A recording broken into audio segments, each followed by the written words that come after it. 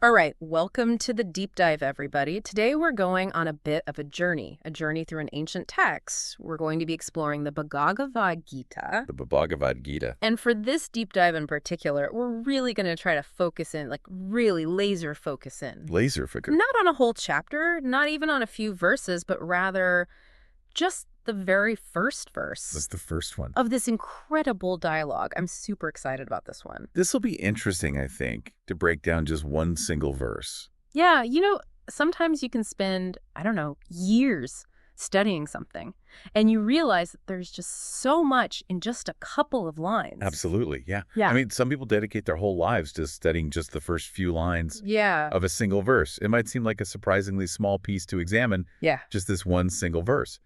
But you'll find that these opening words, I think, are incredibly dense, incredibly meaningful, and really they set the stage for all the profound insights that follow in the rest of the text. Think of it as, I don't know, like the initial brushstroke that defines the entire painting. Ooh, I like that. I like that a lot. Okay, so let's unpack this. I guess for anyone just joining us for the first time, the Bhagavad Gita, this unfolds as a conversation. It does. Right. A spiritual dialogue. It does. A spiritual exchange right on the brink of a massive conflict. Yeah. And this first verse that we're looking at, this is the very first question, I think. It is. That is posed in this entire conversation, in this entire exchange. It is. So let's hear it. Let's hear it, indeed. It is. Okay, so the first verse of the Bhagavad Gita in its original Sanskrit reads, and I'll try my best here, Dhritarashtra vacha, dharmakshetra kurukshetra samaveta yuyatsava, mamaka pandavaschaiva kim akurvata sanjaya.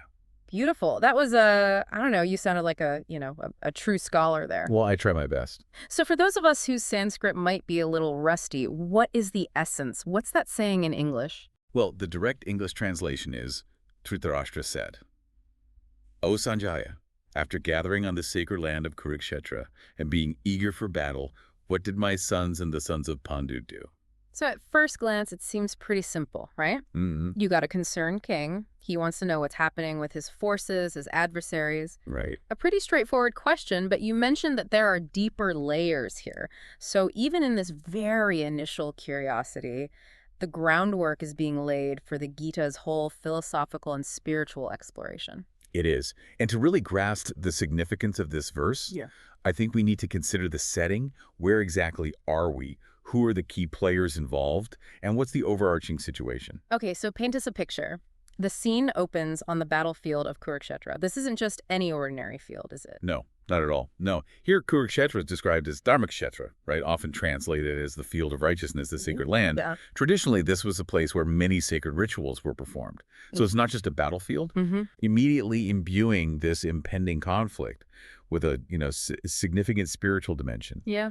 Consider the places where important events unfold in your own life. Yeah. I mean, they can often take on a deeper meaning. They can. I think, for us as well. Okay, and the person asking this question is Dhritarashtra. Yes, Dhritarashtra, the blind king of Hastinapura. Blind king. Now, his blindness isn't merely a physical condition. Right. It also serves as a powerful symbol. Right. He's often seen as being blind to the truth, his judgment clouded. Oh, I see, okay. By his deep attachment to his own sons. And he's directing this question to Sanjaya. Yes. What's Sanjaya's role in all of this? Sanjaya is Dhritarashtra's advisor, his charioteer, but he possesses a very unique gift. He has been blessed with divine vision, which allows him to witness everything unfolding on the battlefield, even from a distance, and to report those events back to the blind king.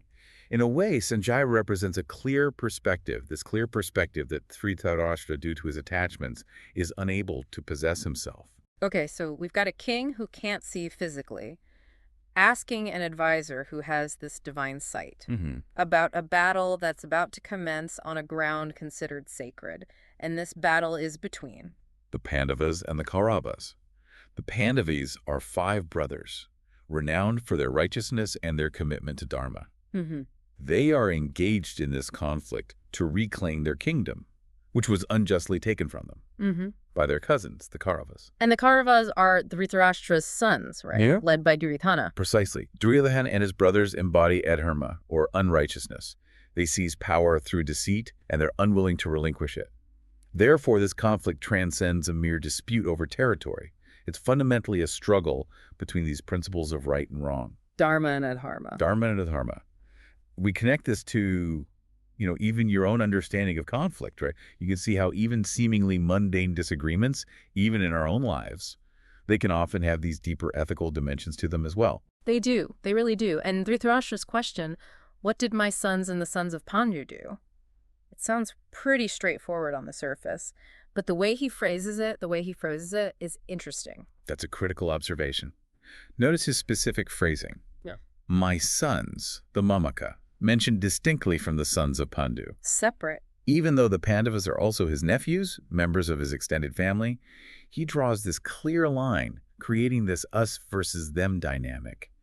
This reveals his inherent bias, his deep-seated attachment to his own lineage, even when their actions are questionable. Right. It makes you wonder how often our own inherent biases might shape how we perceive situations, how we perceive the actions of others. So it's almost as if he's already chosen a side. He's already picked a side even before the battle has begun. Right. Okay, so we've got the setting, we've got the individuals involved, we've got this underlying conflict. Now let's really dive into the keywords within this first verse. You mentioned that each one carries a significant symbolic weight. They do. So let's start with Dhritarashtra himself. Okay. As we touched upon, Dhritarashtra symbolizes attachment and the form of blindness. It's not solely about his physical lack of sight. It's also this metaphorical blindness that can result from being excessively attached to worldly desires, to our own families, to our own egos. He's unable to discern the righteous course of action. Right. Because his deep affection for his sons, regardless of their behavior, it clouds his judgment. It's a powerful reminder, I think, for all of us to consider how our own strong attachments might sometimes prevent us from seeing situations objectively. Absolutely. So right from the start, he serves as a sort of warning to us, a warning sign. What about Sanjaya? You mentioned he represents something quite different. He does. Sanjaya embodies wisdom, detachment, and clarity of vision. His divine ability to see events without being physically present mirrors the kind of objective perspective that we should all strive for in our own lives, free from the distortions of emotional involvement or personal prejudice. He's the objective reporter, the one capable of seeing the truth, even when the central figure is enveloped in darkness. Right. Okay, then we have Dharmakshetra, the field of righteousness. What makes that designation so important? I mean, by identifying the battlefield as Dharmakshetra, it immediately imbues this impending war with this profound moral and spiritual significance. It's not just a piece of land. It's not just a place. It suggests that this conflict isn't merely about political power or territorial gain, but about the upholding of this cosmic order and righteousness. It implies that the very ground on which the battle is fought possesses this sacred quality, emphasizing the weight of the principles at stake. Think about the spaces in your own life. Physical or metaphorical? Physical, metaphorical. Right. That you associate with your core values and principles. But it's also Kurukshetra, the field of the Kurus. Does that name carry any specific meaning? It does. While Dharmakshetra highlights the spiritual dimension Kurukshetra as this specific location, it anchors that significance in a tangible reality. Symbolically, I think it can be seen as the arena of our own lives. Our own lives, yeah. The field where we grapple with our internal conflicts. Between right and wrong. Between duty and desire. Just as Kurukshetra was this stage for this monumental external war, our own lives provide the setting for these ongoing internal battles. What personal Kurukshetra are you currently navigating? Exactly. Right. And then there's Utsava, eager for battle. That seems pretty self-explanatory, doesn't it? I mean, they're ready to fight. Yeah. While its literal meaning is indeed eager for battle, it also underscores, I think, the inherent presence of conflict in human existence. Whether external or internal, struggles are often this unavoidable aspect of life. The eagerness here suggests this point of no return, this culmination of circumstances that have led to this seemingly inevitable confrontation. I mean, consider even the moments in your own life when you've felt propelled towards a conflict, whether by external pressures or internal drives. And finally, we have Mamaka Pandavaschaiva, my sons and the sons of Pandu. We've touched on this already, but what are the deeper implications? What can we dig out of this specific phrasing? This is arguably one of the most revealing aspects of the verse. Dhritarashtra's deliberate separation of my sons from the sons of Pandu, despite their shared ancestry, exposes his deep-seated bias and possessiveness. And the addition of eva, meaning indeed, or certainly after cha, meaning and, it further emphasizes this distinction.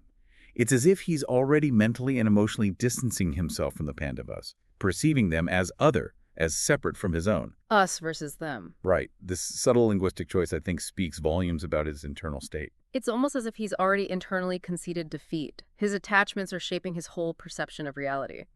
So when we consider all these elements together, this setting, these characters, the conflict, these key words, what message is this single verse conveying to us, to the listener? I think what's truly striking is how this one verse, through its carefully chosen words and the context that it establishes, mirrors these internal conflicts that each of us experiences. We all have our own Dhritarashtras within us, our attachments, our biases, those moments when we are, in a sense, blind to certain truths. Yeah.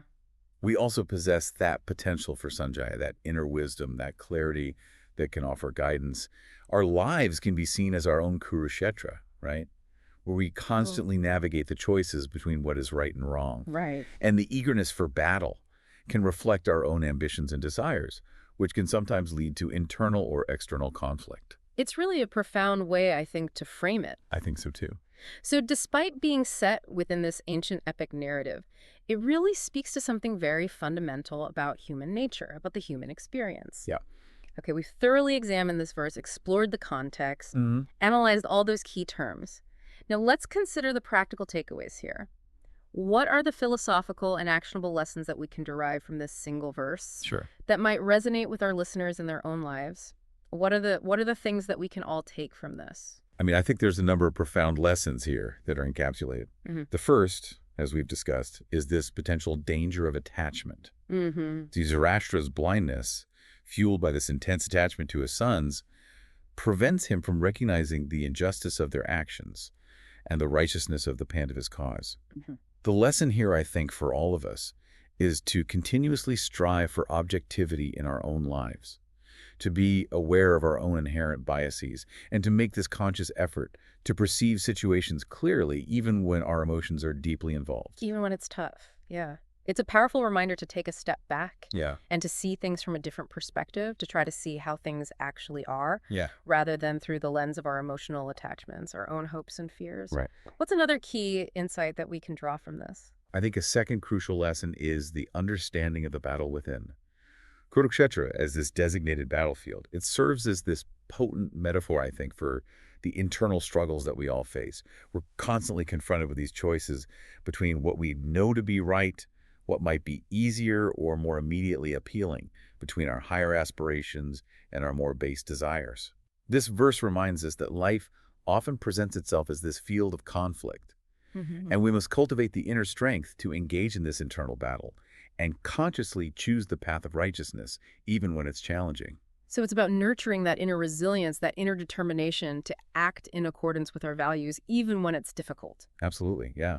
The third significant lesson, I think, revolves around the importance of seeking wise guidance.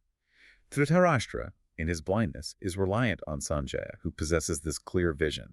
This highlights the value of having mentors in our lives, of turning to sources of wisdom, whether those be texts or individuals, and actively seeking guidance from those who offer more objective and insightful perspective. Okay, in your own life, this could involve seeking advice from, I don't know, trusted confidants, studying philosophical or spiritual texts, engaging in practices that cultivate your own inner wisdom. It's about acknowledging our own limitations in perspective and being open to receiving wisdom from sources beyond just ourselves. And the final lesson you've highlighted, I think, was the significance of Dharma. Yes, the paramount importance of Dharma. The very designation, Dharmakshetra, underscores that this underlying essence of the conflict is righteousness. It's not about land. It's not about inheritance. Right. It's about something bigger. It reminds us that our actions should always strive to align with principles of truth, justice, and this highest good. This initial verse sets the stage, I think, for the entire Gita's exploration of Dharma and our individual duty in life. The enduring lesson here, I think, for all of us, is to consistently endeavor to act in accordance with what we believe is right, contributing to this greater sense of order and justice in the world around us. So contained within this one single opening question, we find these really fundamental principles, the pitfalls, the potential pitfalls of attachment, the constant presence of inner conflict, the necessity of seeking wise counsel, and the overarching importance of righteousness. It's really remarkable, I think, the depth that's packed into this single verse. It is. It really acts as this microcosm of the entire Bhagavad Gita, offering glimpses of these major themes and the profound wisdom that will unfold, in the subsequent verses. What's particularly striking is how these seemingly simple beginnings can contain such intricate layers of meaning, just waiting to be explored and understood. This has been a really illuminating exploration for me. I hope it has been for everyone listening. Who would have thought that such a seemingly direct question could lead to this really profound self-examination of ourselves and our place in the world? Yeah. So for you, the listener, as you reflect on our deep dive into this first verse of the Bhagavad Gita, consider your own internal battles. Where might you be holding on to attachments that are perhaps clouding your judgment? Are you actively seeking wise counsel in the various aspects of your life? And are your actions truly aligned with your deepest sense of what is right? It makes you wonder, how might a focused understanding of the context and key terms with even a single foundational text unlock this more profound understanding of the complex issues, these personal challenges that each of us face in our own lives? Yeah. What other seemingly simple beginnings might hold these surprising depths just waiting for our exploration? Thank you for joining us for this deep dive. See you next time.